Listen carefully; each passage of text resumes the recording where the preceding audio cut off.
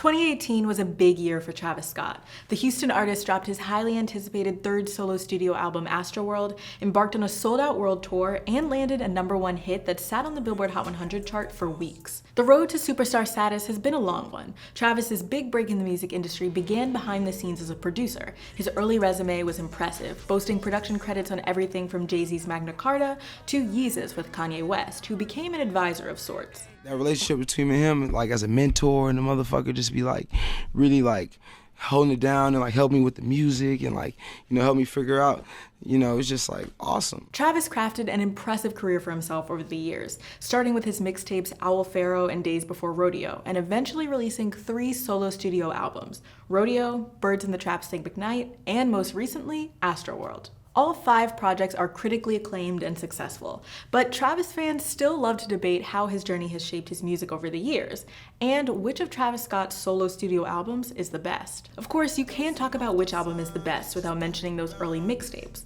While Pharaoh gave us the first glimpse into the mind of LaFlame, Days Before Rodeo in particular mixed his Houston upbringing with his musical ability. It's kind of like just a bridge between like what people will call, I hate the word trap, but what people will call like that allegiance of music, and like my artistic level of like God level, no pun intended and shit, of like music. And I feel like that's the bridge, and I feel like that's where music needs to be. It's the last days to the rodeo. Last night had me down in the back, comatose. Don't think sunshades and a pill gon' help. Once I'm gone, can't tame myself. Days Before specifically set the tone for Rodeo a year later, his raw, emotional debut studio album that included everything from more introspective songs like Apple Pie and 90210. What happened now? My daddy happy. Mama called me up, that money coming, and she let me out and made it now. I done found like meaning now. All them days are hard to break. Her heart out in pieces now. To darker, more rage-oriented tracks like Nightcrawler and Piss on Your Grave. It's like the inner child beast, man. Like, you know, it's kind of like that person that might be misunderstood, might like be like mistook as like an asshole or like taken as like a mean person or rude person. But it's really just like super, you know, energized.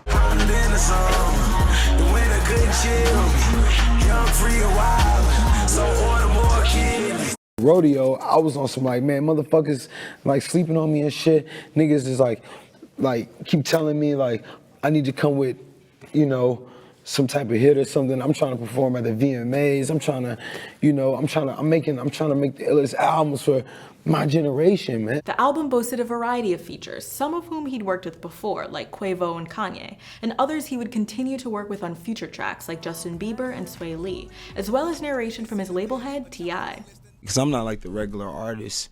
No, I'm not here to make the hit. I'm just here to make the song that applies to me. 9 light years away, just outside of the Kepler solar system, we find ourselves consumed and utterly mesmerized with the story of a young rebel against the system. While Rodeo didn't necessarily rely heavily on sampling, the most mainstream track on the album, Antidote, dropped a few months before its debut and includes a sample of Lee Field's 2014 song, All I Need.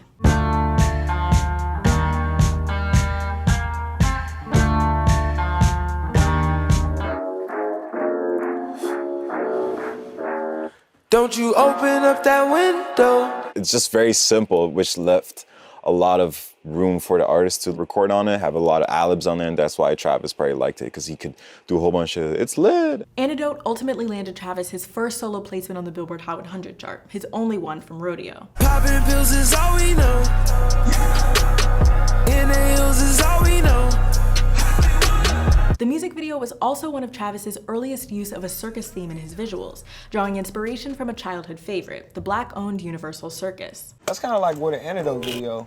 That's what I was trying to do. A year later, after dropping a few singles like Wonderful and Pick Up the Phone on SoundCloud, Travis released his second solo album, Birds in the Trap Sing McKnight, in September 2016. I feel like my whole career and shit, people just been so like just slept on me so long. This new album, that's what I wanted. I kind of want people to understand like, yo, I'm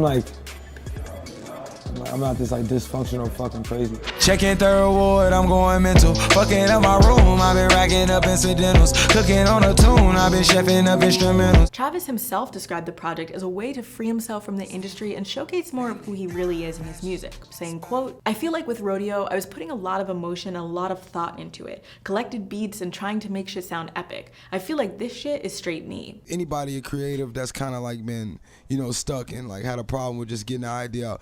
I didn't want people to overthink it. I didn't want it to look too much. So I felt like the only thing that needed to be like very complicated was my title. Like Coco, what all you wanna do is a Coco. Birds boasted a similarly diverse range of features, with everyone from Andre 3000 on The Ends to Black Youngsta on Coordinate, as well as a standout verse from Kendrick Lamar on Goosebumps. I can justify my love for you and touch the sky, forgot to stop debating war. Put the pussy on the pedestal, put the pussy on the high horse. Besides its bangers and eclectic features, Birds was yet another project sonically influenced by Travis's idol Kid Cudi, like on Through the Late Night, which interpolates his own 2008 hit, Day and Night. Day and night, I toss and turn, I keep stressing my mind. I seek the peace, sometimes I can't restrain. To join the rage at night, come out and play. Day and night, I toss and turn, I keep stressing my mind. I look for peace, but see I don't attain. What I need for keeps this silly game we play. I feel like it's part of my story of how I even became who I am. It's part of my life. Like there would be no Travis Scott. It wasn't, you know, him. Pick Up the Phone, the standout hit off Scott's sophomore album, featured frequent collaborator Quavo, as well as another Atlanta native, Young Thug, and eventually spent 4 weeks on the Billboard Hot 100 chart, peaking at number 43. While the album's title literally shares a name with R&B singer Brian McKnight, according to Travis, the Migos' Quavo came up with the title on Pick Up the Phone, saying, quote, "I was letting him know the story and the vibe of my album. Dude just says, Birds in the Trap sing Brian McKnight. I ran in the booth and I was like, bro, this is it." Birds in the trap sing Brian McKnight. Percocet and codeine, please don't take my life. Birds in the Trap Sing McKnight peaked at number 1 on the Billboard 200 in September 2016, earning Travis his first number 1 album on the charts. And in terms of Hot 100 hits, Bird had 3 songs placed on the Hot 100: Goosebumps, Beebs in the Trap, and Pick Up the Phone. My first 2 albums, I ain't never iPhone nothing. I just kind of just like went to the mic and just kept rapping until I got my words right. Travis's third and most recent album was easily his most anticipated. He announced Astroworld before Birds had even dropped. I want you to mark this day in your motherfucking calendar. Travis will bring back Astroworld. You know what? The name of my new album after Birds in the Trap Sing McKnight is now called Astroworld. In the 2 years between Birds and Astroworld, Travis sparked massive excitement from his growing fan base, and in late 2017 released Huncho Jack Jack Huncho, a collaborative album with Quavo. But ultimately, fans were still waiting for Astroworld while clinging on to singles like Butterfly Effect and Watch before the full project dropped in August 2018. The concept for Astroworld was based on an actual theme park in Houston that closed in 2005.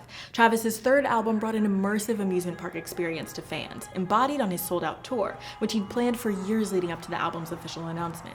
Sonically, Astroworld was one of his most experimental projects yet, paying homage to the late DJ Screw and the Screwed Up Clique, while also sampling classics like Biggie's Gimme the Loot on Sicko Mode, Goody Mob's Cell Therapy on 5% Tint, and a host of Houston classics. Swing and swing and swing to live.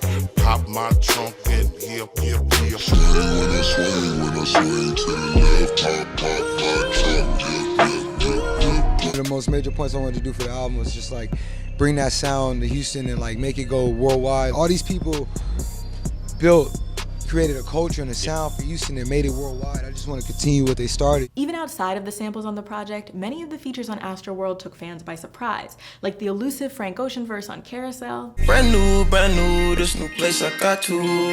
New world, new sky, that's so blue, it's black too. And Stevie Wonder's harmonica on Stop Trying to Be God.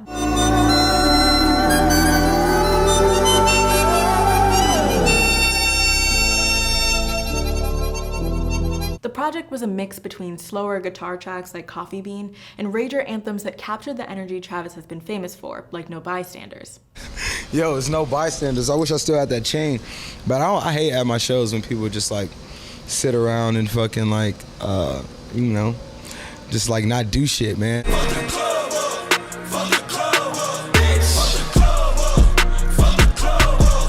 By the numbers, Astroworld is Travis's most commercially successful project to date. It debuted at #1 on the Billboard 200 chart, and all 17 tracks on the album made it into the Hot 100. I was in the zone of just like greatness, so I just kind of wanted to just create like the best music, give my city like a sound, and I was just working towards, you know, that mission. But whether or not you're holding on to Rodeo as your favorite Travis album, it's hard to deny that as a whole, Astroworld completes the trifecta of Travis Scott projects. His years behind the boards shine through, whether it's a diverse range of artists curated onto a unique track, or his knack for composing songs more complicated than your average radio hit. From Rodeo's emotional debut to the kickback vibe on Birds, right down to Astro's rager anthems, in a matter of 3 years, Travis has grown Houston's musical legacy and centered it, all while taking fans on a satisfying journey. I just want to go out there, get lit, man, maybe jump off this shit, and one day, when it's time, when the nigga calls me up, it's like, boom, you know, I inspired a fucking billion motherfuckers. I'm Tia with Genius News, bringing you the meaning and the knowledge behind the music.